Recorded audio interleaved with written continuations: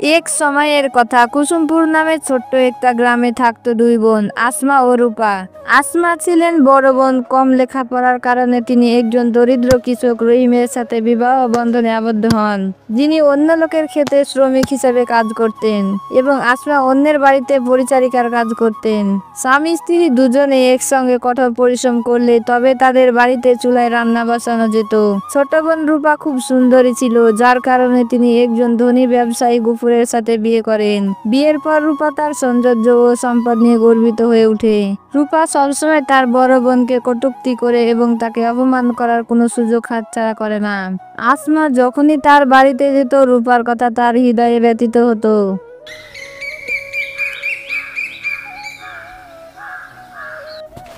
একদিন সকালে আসমা তার কাজে যাওয়ার সময় তার ছোট বোন রূপার সাথে দেখা হয়। দিদি, তোমাকে দেখে মনে হচ্ছে দারিদ্রতা সত্যি খুব খারাপ জিনিস। তোমার হাতের দিকে তাকাও, অন্যের বাড়িতে কাজ করতে করতে কত শক্ত হয়ে গেছে। অন্যের বাড়িতে কাজ করতে করতে গিয়ে মনে হয় এই কাপড়গুলো বছরের পর বছর বদলানো হয়নি। রূপা, আমরা গরিব কিন্তু কষ্ট করে আয় করি। আল্লাহ আমাদের যা দিয়েছেন তাই নিয়ে খুশি হতে দাও।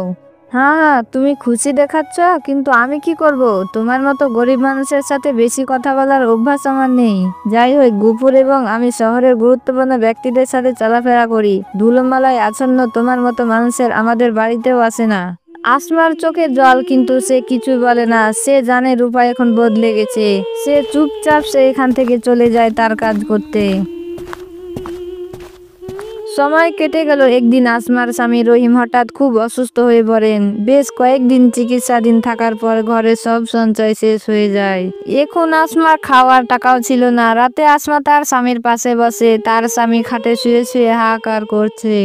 আসমা, মনে হচ্ছে আমি এখন বেশি দিন বাঁচবো না।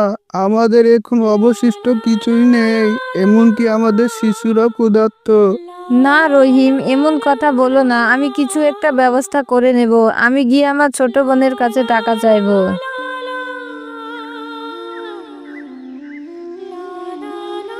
পরের দিন আসমা রূপার বাসায় যায়। আসমা দরজায় দাঁড়িয়ে আছে আর রূপার কাছে ভিতরে যাওয়ার অনুমতি চায়। হ্যাঁ আপু, বলো কি ব্যাপার, এবার কেন এসেছো? রূপা, রহিম খুব অসুস্থ, চিকিৎসার জন্য আমাদের কাছে কোনো টাকা নেই। শুধু আমাকে কিছু টাকা ধার দাও, আমরা পরে শোধ করব। আপু, হাই হাই, কি করুণ অবস্থা। কিন্তু এই মুহূর্তে আমার স্বামী সব টাকা দিয়ে জমি কিনে নিয়েছে গ্রামে। তুমি যদি আগে আসতে তাহলে হয়তো আমি তোমাকে কিছু সাহায্য করতে পারতাম। কিন্তু রূপা, আমি অন্তত তোমার কাছ থেকে একটু সাহায্য পেতে পারি। আরে বোন, আমি যদি প্রত্যেক গরিব আত্মীয় স্বজনকে সাহায্য করতে শুরু করি তাহলে আমার কি হবে?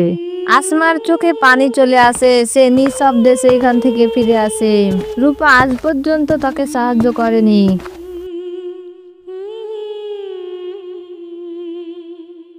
একদিন আসমা ভাবলো, রূপা আমাকে টাকা দিতে রাজি হয়নি, আমি এখন কি করব? এক কাজ করি, বড় ভাইয়ের বাসায় যাব। সে আমাকে টাকা দিতে অস্বীকার করবে না। আসমা টাকা চাইতে তার বড় ভাইয়ের বাড়ি চলে যায়। ভাবি, ভাই বাসায় নেই? তোর ভাই বাসায় নেই, সে কোনো কাজে শহরে গেছে। কোনো কাজ থাকলে বল। ভাবি, আমাদের কিছু টাকা লাগবে, রহিম খুব অসুস্থ। দেখ আসমা, জানিস তোর ভাই বাসায় নেই। আর যাই হোক, আমাদের বাড়িতে অনেক খরচ আছে, সবাইকে সাহায্য করার আমাদের ক্ষমতা নেই। ভাবি, শপথ করে বলছি, পরিস্থিতির উন্নতি হলে তোমাদের সব টাকা ফেরত দিয়ে দেব। আমি তোকে বলেছিলাম যে আমাদের কাছে টাকা নেই, তুই কি আর কিছু শুনতে চাস?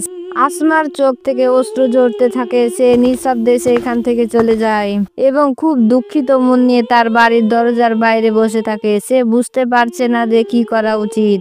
গ্রীষ্মের বিকেলে গরম বাতাস বইছিল, গ্রামের রাস্তায় ধুলা উঠছিল। তখন এক বৃদ্ধ সাধু বাবা ভিক্ষার বাটি হাতে নিয়ে গ্রামে প্রবেশ করেন। তার মুখে উজ্জ্বলতা ছিল, কিন্তু তার অবস্থা দেখে মনে হলো অনেক দিন ধরে ক্ষুধার্ত ছিল। সবার আগে সে পৌঁছে যায় রূপার বাড়ির দরজায়। আমাকে কিছু ভিক্ষা দাও সোনামণি, আমি অনেকদিন থেকে ক্ষুধার্ত হয়ে আছি। যে কোনো জায়গা থেকে ভিক্ষুক আছে, এই বাড়িতেই দান্তব্য বাড়ি নয়। এই বাড়িতে কোনো ভিক্ষা পাবে না, যাও এখান থেকে, ভেগে যাও। সাধু বাবা সেখানে কয়েক মুহূর্ত দাঁড়িয়ে থাকেন, তারপর হতাশ হয়ে সেখান থেকে চলে যান। সে ধীরে ধীরে হেঁটে আসমার কুঁড়ে ঘরের সামনে পৌঁছে যায়। আমি কি কিছু খেতে পাবো বাবা? আমি অনেক ক্ষুধার্ত হয়ে আছি। একটু বসুন সাধু বাবা, আমি কিছু নিয়ে আসছি। আমার কাছে বেশি কিছু নেই, কিন্তু আমার কাছে যা আছে দয়া করে সেগুলোই গ্রহণ করবেন। আসমা ভিতর থেকে কিছু শুকনো মুড়ি আর গুড় এনে বাবাকে দেয়। কন্যা, তুমি আমার মন খুশি করেছো। আমি তোমার ঋণ পরিশোধ করতে কিভাবে পারি? বাবা, আমার বাড়িতে আমার স্বামী অনেক দিন ধরে অসুস্থ। আমি সবার কাছে সাহায্য চেয়েছিলাম, কিন্তু কেউ আমাকে সাহায্য করেনি। আপনি শুধু আমার স্বামীকে আশীর্বাদ করেন যে সে তাড়াতাড়ি সুস্থ হয়ে উঠবে, আর আমার কিছু লাগবে না। সাধু বাবা তার ব্যাগে হাত রেখে একটি চকচকে মাটির পাত্র বের করেন। এই পাত্রটি তোমার জন্য, এই পাত্রটি তোমার কাছে রাখো। কিন্তু বাবা, এই পাত্র দিয়ে কি করব? এগুলো তো আগে থেকেই আমার ঘরে বেশ কিছু রাখা আছে। এগুলো কোনো সাধারণ পাত্র না। এই পাত্র তোমার ঘরে প্রবেশের সাথে সাথে তোমার সব দুঃখ কষ্ট দূর হয়ে যাবে, এবং এই পাত্রের ভিতর থেকে যা কিছু বের হবে সেটি হবে তোমার কর্মের ফল। এই বলে সাধু বাবা সেখান থেকে অদৃশ্য হয়ে যায়, এবং আসমা খুশিতে পাত্র নিয়ে তার ঘরে চলে আসে। আসমা রুমে ঢোকার সাথে সাথে রহিমের স্বাস্থ্য আগের মতো পুরোপুরি ভালো হয়ে যায়। আরে আসমা, আমি এখন একদম ভালো বোধ করছি। একটু আগে বিছানা থেকে উঠতে একটু ভালো লাগছিল না, কিন্তু এখন দেখো আমি তোমার সামনে দাঁড়িয়ে আছি। হ্যাঁ রহিম, তুমি একদম ভালো আছো। ইদানিং এক সাধু বাবা এসে বলেছিলেন যে এই পাত্রটি তোমার ঘরে প্রবেশ করলে তোমার সমস্ত দুঃখ কষ্ট দূর হয়ে যাবে, এবং এর থেকে যা বের হবে সেটা তোমার কর্মের ফল। আরে আসমা, এই দাঁড়ানো পাত্রটি সত্যি মায়াবী। হ্যাঁ, এটা সত্যিই জাদুর পাত্র। চলো এখন একসাথে মিলে এই পাত্রটি খুলে দেখা যাক এই পাত্র থেকে কি বের হয়। আসমা ধীরে ধীরে কলসি ঢেকে রাখা নীল কাপড়টা সরিয়ে দেয়। হঠাৎ করে সেইখান থেকে সোনার মুদ্রা পড়তে শুরু করে। দুজনে এইসব দেখে বাকরুদ্ধ হয়ে যায়। হে আল্লাহ, এটা আশীর্বাদের চেয়ে কিছুই কম নয়।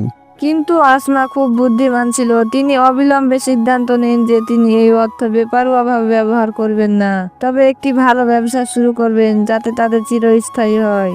হ্যাঁ আসমা, এখন গ্রীষ্মের মৌসুম, তাই এই মৌসুমে আমরা আখের রস, লেবুর শরবত বিক্রির ব্যবসা করব।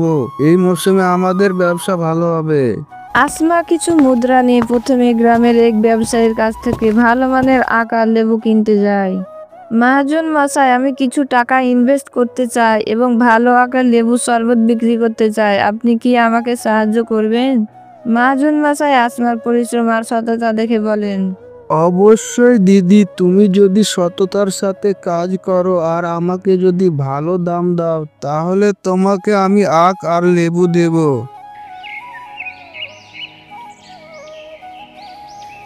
এখন আসমা তার নিজের ছোট্ট দোকান শুরু করেছে। প্রথম দিনই তার আখের রস আর লেবুর বিক্রি এতটাই হয়েছে যে সে নিজেই অবাক হয়ে গেছিল।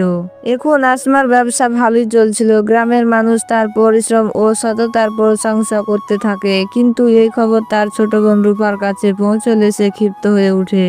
গতকাল সে আমার কাছ থেকে টাকা ভিক্ষা করতে এসেছিল, আজ হঠাৎ করে এত টাকা পেল কি করে যে সে আখ আর লেবুর রসের ব্যবসা শুরু করলো, এবং তার স্বামীও ভালো হয়ে গেল। আমাকে এসবের খোঁজ বের করতে হবে।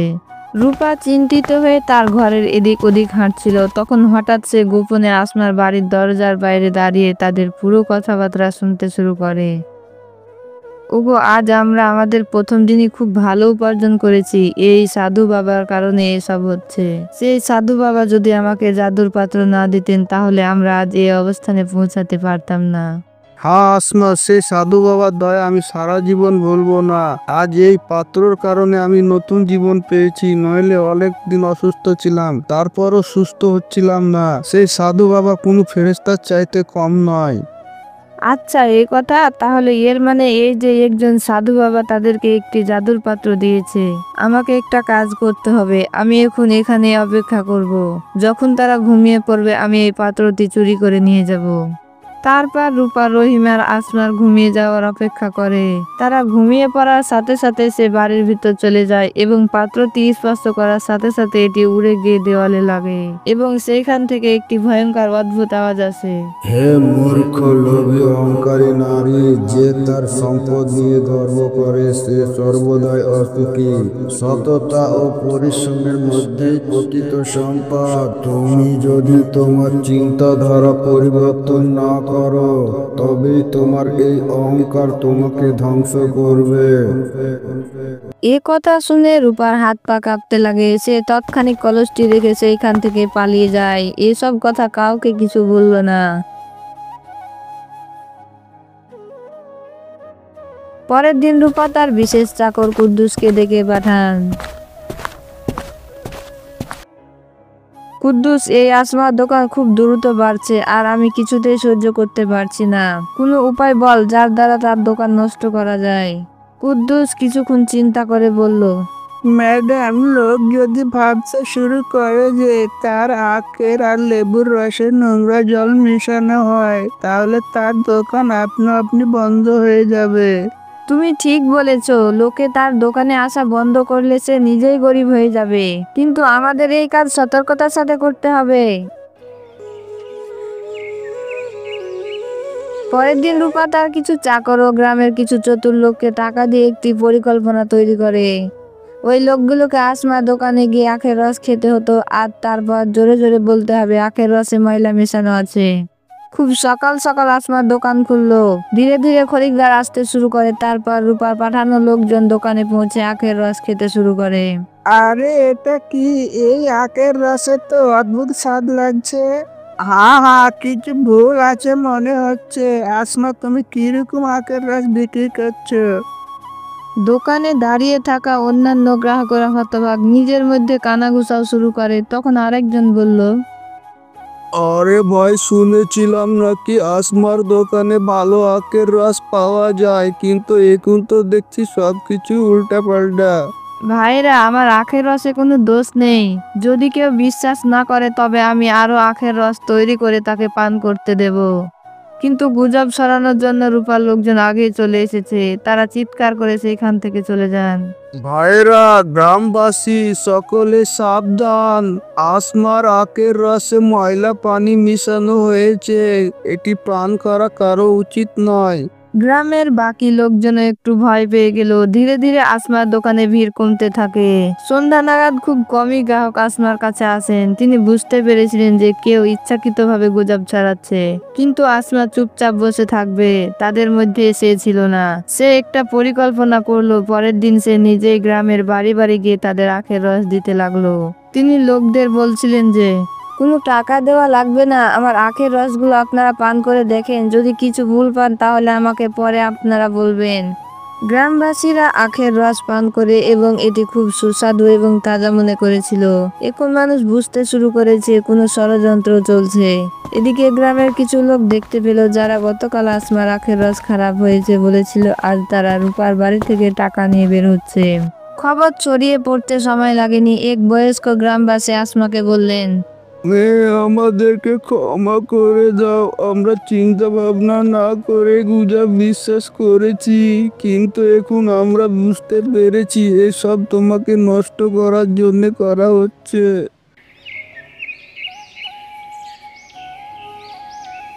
এখন আবার আসমার দোকানে গ্রামের লোকজন আসতে শুরু করে। তার কঠোর পরিশ্রম এবং সততা আবারও সবার আস্থা অর্জন করেছে। রূপা এসব জানতে পেরে আরো রেগে যায়। আসমার কঠোর পরিশ্রম এবং সততা আরো গ্রামবাসীর আস্থা অর্জন করেছিল। তার দোকান আগের মতো চলতে শুরু করে, কিন্তু এসব দেখে রূপার রক্ত ফুটে উঠছিল। এই মহিলা আবারও সবার আস্থা অর্জন করেছে, তবে এইবার এমন কিছু করব যাতে সে আর উঠে দাঁড়াতে না পারে।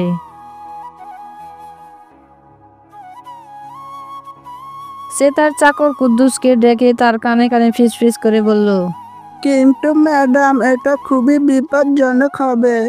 আমি ঠিক এটাই চাই। এবার আসমার নাম আর কাজ দুটোই শেষ হয়ে যাবে। এবার আমাদের এমন একটি পদক্ষেপ নিতে হবে যাতে আসমার কখনো ব্যবসা করতে না পারে। ম্যাডাম, গতবার ধরা পড়ার হাত থেকে রক্ষা পেয়েছিলাম। এবার যদি কেউ দেখে নেই তাহলে? চুপ করে থাকো, এবার কেউ ধরবে না। শুনো, আজ রাতে তোমরা দুজনে আসমার দোকানে আগুন ধরিয়ে দেবে। দোকান পুড়ে ছাই হয়ে গেলে তার সমস্ত ব্যবসা নষ্ট হয়ে যাবে। কিন্তু ম্যাডাম, আমাদের কেউ দেখে নেই, তখন কি হবে? আরে বোকা, আমরা এমন ভাবে কাজ করব যাতে কারো সন্দেহ না হয়। তোমরা দুজনই কাপড় দিয়ে মুখ ঢেকে নাও, আর আগুন লাগানোর পর সাথে সাথে পালিয়ে যাবে, কোনো প্রমাণ রাখা যাবে না। রাতের বেলায় ঝড় হয় এবং পুরো গ্রামবাসী ঘুমিয়ে পড়ে। মুখে কালো কাপড় পরা কুদ্দুস আর জালাল গোপনে আসমার দোকানে পৌঁছে গেল। জালাল দোকানের চারপাশে কেরোসিন ছিটিয়ে দেয় এবং তারপর কুদ্দুস একটি মেচের কাঠি জ্বালায়। আগুন লাগার সঙ্গে সঙ্গে দোকানে আগুন জ্বলতে থাকে। আগুনের লেলিহান শিখা আরো তীব্র হয়। আগুন লাগার সঙ্গে সঙ্গে দোকানে প্রচন্ড আগুন লেগে যায়। আগুনের আলো দেখে কয়েকজন গ্রামবাসী জেগে উঠে এবং শব্দ করতে থাকে। আরে, আসমার দোকানে আগুন লেগেছে, তোমরা তাড়াতাড়ি আসো। গ্রামবাসী ছুটে এলো, কিন্তু ততক্ষণে অনেক দেরি হয়ে গেছে। কুদ্দুস আর জালাল অন্ধকারের সুযোগ নিয়ে পালিয়ে যায়।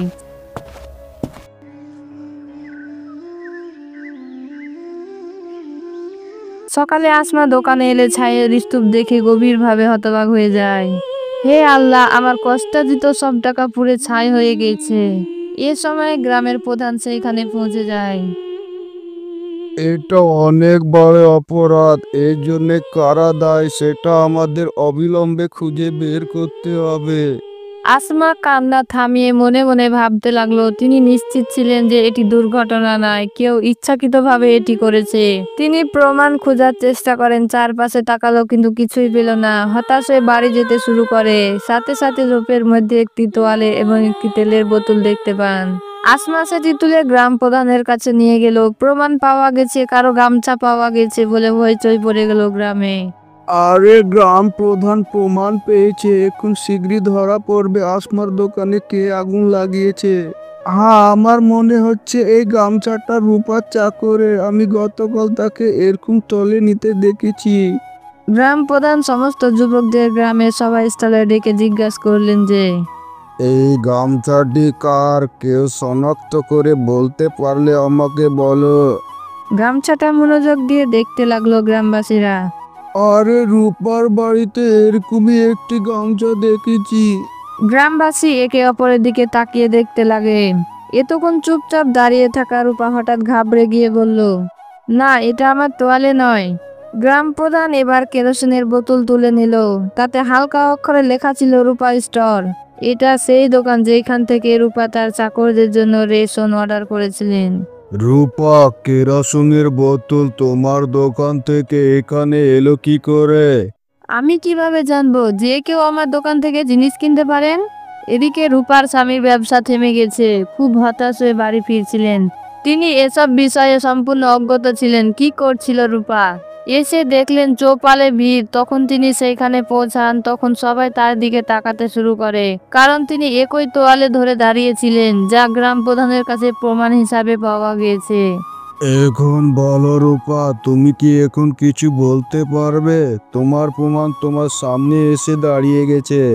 রূপা এদিক ওদিক তাকালো, কিন্তু কোনো উপায় নেই। গ্রামবাসীরা এখন তার দিকে তাকিয়ে আছে। সে নার্ভাস হয়ে বিড়বিড় করতে লাগে, দয়া করে আমাকে ক্ষমা করুন মরল মশাই, আমি এসব করেছি কারণ আমি চাইনি আসমা আমার চেয়ে ধনী হোক। রূপা, তোমার হিংসা আর তোমার অভিমান তোমাকে অপরাধী বানিয়েছে। তোমার শাস্তি এই যে তোমাকে এই গ্রাম ছেড়ে চলে যেতে হবে, আর তোমার সম্পত্তি থেকে আসমার দোকান আবার গড়ে তোলা হবে। মরল মশাই, আমি আমার বোনকে শাস্তি দিতে চাই না। সে যা করেছে তার নিজের কর্মফল। আমি শুধু চাই সে এখন ভালো হোক। ঠিক আছে আসমা, এটা সম্পূর্ণ তোমার ইচ্ছে। আসমা রূপার চোখে জল এসে গেল। সে তার ভুল বুঝতে পেরেছে। আপু, আমাকে ক্ষমা করে দাও। হিংসা করে তোমার সাথে খুব খারাপ করেছি। এখন আমি যে কোনো কিছু করতে প্রস্তুত। শুধু আমাকে তোমার বোন হয়ে থাকতে দাও। আসমা বোনকে জড়িয়ে ধরলো। আসমার উদার মন দেখে গ্রামের লোকেরা খুব খুশি হলো। এবার রূপা তার ভুল বুঝতে পেরেছে। আসমা তাকে তার ব্যবসার কাজ করার সুযোগ দেয়। তুমি যদি কঠোর পরিশ্রম করো এবং সৎ হও তবে তুমি সফলতা পাবে। তবে যদি তুমি আবার চালাকি করার চেষ্টা করো তবে আমি তোমাকে কখনোই ক্ষমা করব না। রূপা লজ্জায় মাথা নাড়লো এবং তারপর তারা দুই বোন খুশি হয়ে বাসায় ফিরে গেল। বন্ধুরা, এই গল্পটি আমাদের শেখায় যে কঠোর পরিশ্রম এবং সততা প্রকৃত সাফল্যের চাবিকাঠি। হিংসা এবং বিশ্বাসঘাতকতা সবসময় খারাপ ফলাফল নিয়ে আসে।